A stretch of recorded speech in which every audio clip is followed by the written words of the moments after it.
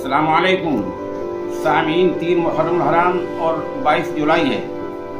खबर का उन्वान है, आज फिर बादल फट गया है, लैंड स्लाइड हो गया है, ज़मीन खिसक गई है और इस तरह बड़ा नुकसान हुआ है। मामला उत्तराखंड के पिथौरागढ़ इलाके से वाबस्ता है।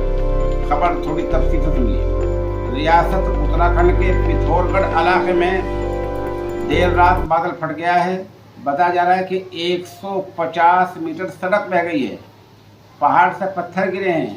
पत्थर के गिरने से कई रोड जाम हो गए हैं। आम तरफ आना जाना मुतासिर हो गया है, जिससे लोग परेशानी से दो चार हैं। इसके अलावा क्या कोई और नुकसान हुआ है, इस बारे में अभी तक मुतल्लिका महकमे ने, इन संबंधित विभाग ने कोई बयान जारी नहीं किया है। आप हमारे साथ बने रहें। खबर कुछ अपडेट होती है तो इंशाल्लाह हम आपको उससे मुत्तला करेंगे। एक तस्वीर हम मौके की पेश कर रहे हैं।